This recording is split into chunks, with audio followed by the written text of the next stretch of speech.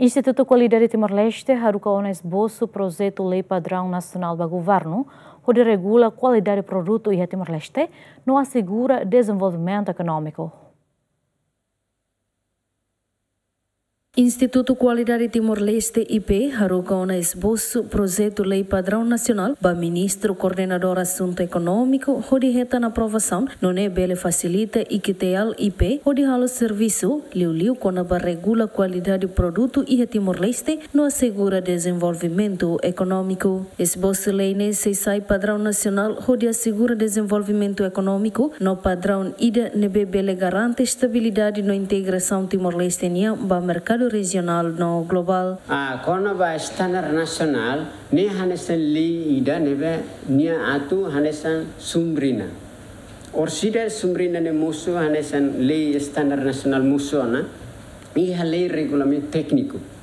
Lei regulamento técnico ne baseia ba standar nasional ude hatur define lolos kon certificado sai halusa tame halusa.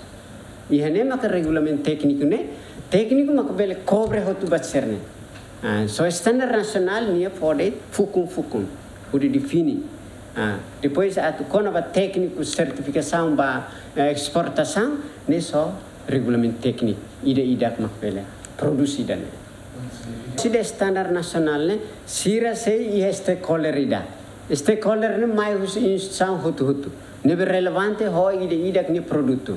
Então, sirne mai e stakeholder ita bolu da steering committee formationa maka lidera husi departamento normalização departamento standardização nia mak sei lidera steering committee ne orsida instituição hutu stakeholder tamai henba foi define konaba produto sirne be atusai hotama tamba standard ne ema hutu ninia standard ne lai he ema ida dit mak define lai he ema ida dit mak decide so ema hutu mai husi agricultura sira mak se apresenta mai husi EDTL sira se apresenta mai saúde sira se apresenta e haneba mak se define stakeholder ne se foti decisão hamutu.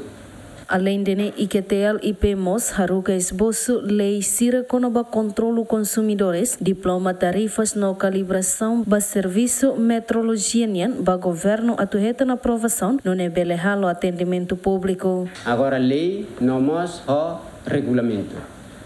Lei ho regulamento técnico será. Então, regulamento lei konoba irane ami preparati lei lubukida Ami lorana ba Sua Excelência Vice-PM, anesan MECAE, Ministério Coordenador Assuntos Econômicos, ka Ministro Turismo Ambiente, Senhor Sua Excelência Senhor Francisco Calvadinho.